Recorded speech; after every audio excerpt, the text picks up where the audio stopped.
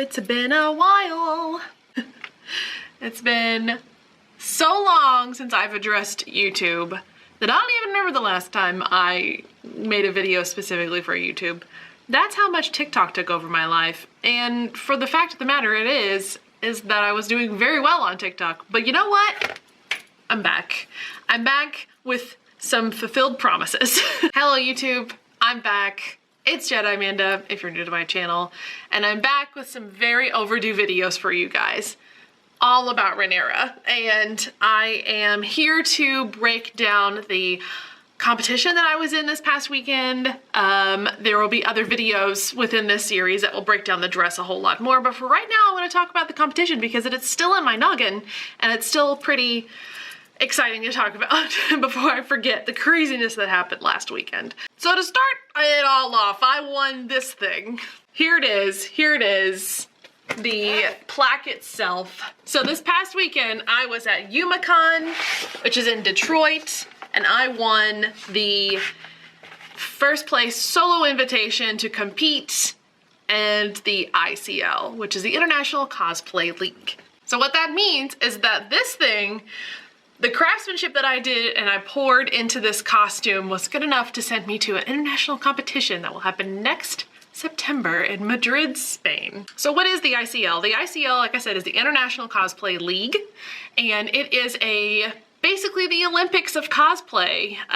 You qualify to this competition, you get to go to Madrid, Spain, and compete at Japan weekend and meet and compete against other people from all over the world. And there's all kinds of countries that can send competitors to this competition, and I will be one of the 3 the USA will send. So the qualifiers for this are UmaCon every year. It's in Detroit, Michigan.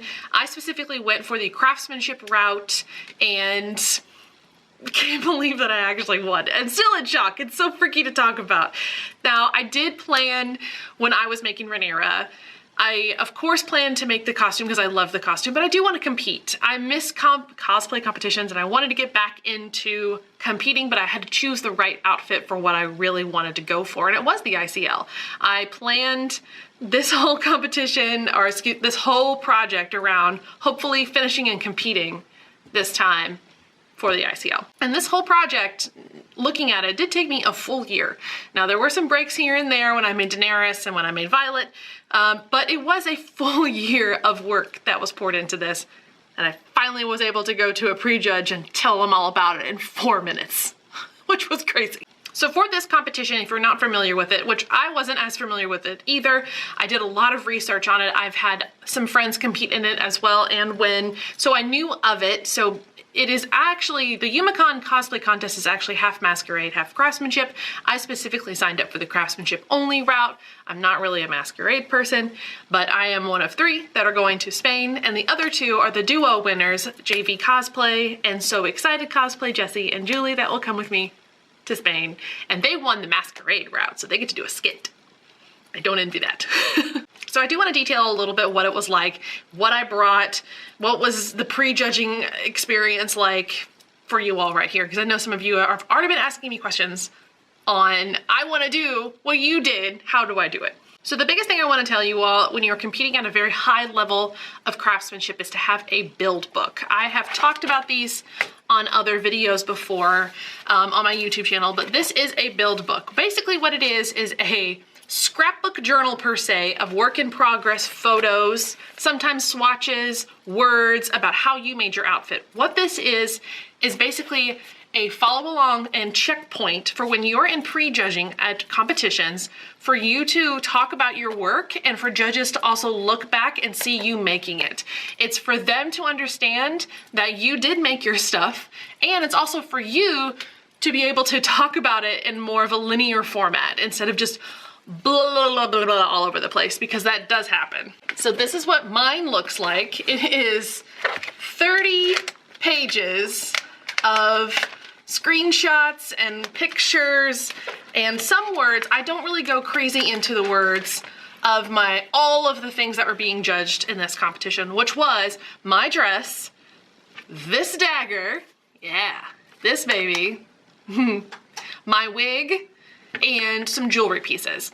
Oh, and my undergarments as well. So I have it broken down into sections that are pertaining to those certain types of items that are being judged. So at the beginning I talk about my undergarments, then I go into the dress, and then I go into, I believe, my necklace and earrings, then I talk about my wig, and then I end with my dagger. I will actually have a link down below or in my link in bio for if you want to check out this to see how I put mine together. I put it completely together on Canva. If you want to take a look and look through and see what it's like to create something like this, like I said, 30 pages, you definitely can. It's free, no biggie. If you want to check it out, feel free to check it out. But it starts, like I said, at the beginning with the corset, my petticoat, embroidery on my petticoat. It goes into dress reference images, which reference images are huge. You definitely need reference images in your build book because sometimes, a lot of the time, especially in my case, because your girl don't know much, I need to know what you are, and I need to know if you're going for screen accuracy, which the majority of the time you are, and I need to know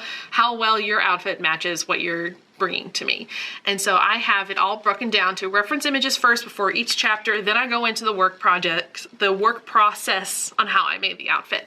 So for the dress example, it starts out with the reference images, it goes into draping, and then it goes into patterning and then to sewing, and then I have a lot on the beading and the embroidery because that took the bulk of the time, how I did everything. Then I go into the wig, starting with reference images, how I made the wig, drew the wig out, made the wig cap, tied the wig, made the thing styled, and then I go into the jewelry and then the dagger reference images and then how I go into the dagger, and then it ends there.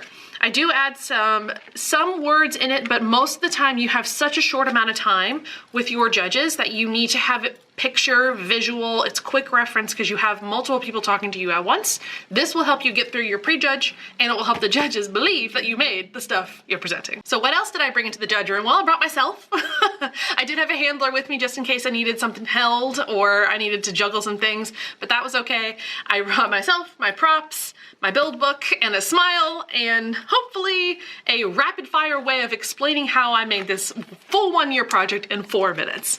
Boy, I needed some water after. So the prejudge got over, then I just kind of went and just chilled in my room for a while. It's not uncomfortable, but it's uncomfortable enough to lasting a long time and it will hurt me. So I took off the dress, kept the wig on, and just chilled in my room, read some books, played some video games. Casey and I chatted. It was a good time to just kind of like get my brain into the mode that I needed to, because the hardest part for my whole thing with the competition was over. The last thing I needed to do was just walk across the stage and look pretty, because that's kind of the half part of the craftsmanship, is that this was the hard part and talking about it was the hard part, then walking across the stage was the easy part. At least it was for me, even though I still get hella nervous. So once I was done waiting, we got into my outfit around 5 p.m., then met in the green room and got ready for the costume competition. So this was the first time I was doing the Yumetan masquerade. It was extremely well ran. I was extremely impressed, but it was a long night because the masquerade skits went before us and the walk-ons were the last ones on. So I got there at around 6. I don't think I hit the stage till 9-ish. And that was an endurance run, but I was very happy that I was able to do it. But I should have brought some snacks. FYI, bring snacks. So once it was our turn as the craftsman to walk across the stage, I glided across the stage for about 10 seconds, hitting 2 orange crosses on the floor, a pose, and tried to show off what I made to the audience, even though what they're seeing is not as like crazy wild as some of the skits that were before me, because that's where the show is. That's the audience. They're there for that. Me, I'm just looking pretty and I just walk and go sit down. It was great reception from the audience, but at that point we all were pretty tired. So then another waiting game happens. We sit in the audience and they start calling up the awards, and luckily I was awarded the Team USA ICL solo qualifier. Couldn't believe it. I just am still in shock because I did really, really work hard to win this award, and I'm so thankful that I got it. But you also, for these competitions, you never know what you're up against. And so I had anxiety pit of my stomach the entire time until this award was placed in my hands, because you just never know what the judges are looking for.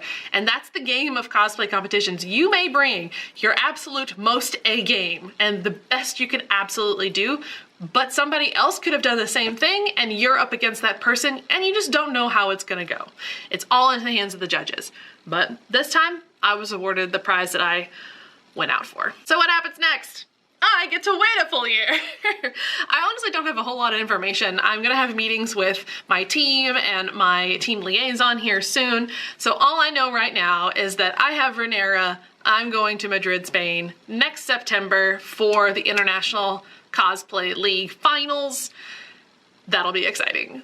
I did find out that I could add more to Renera if I want, or make a whole new costume. I was talking with the winner last year and they mentioned that that is a possibility, but honestly at this point in time, I'm not making anything new. I'll probably add a little bit more to Renera. What? I don't know yet. I'm thinking cloak. I'm thinking some kind of something, maybe adding a little more movability into the dress because my arms are still kind of tucked in, so some gussets here and there. I'm not too sure, but for right now I'm taking a little bit of a break. I promise that I will get all of these breakdown videos for the dress up on YouTube very, very soon. They will be in a different format, but I promise I'll have a long format dress breakdown videos with all of my past videos that I took for TikTok over here on YouTube. It'll make more sense. They're not just gonna be shorts. Trust me, just hold on. I'll get there. Thanks for watching this video. Don't forget to like and subscribe. That has been a long time since I've said that. Do people even say that anymore? Now that I'm coming back to YouTube? I don't know. See you guys later.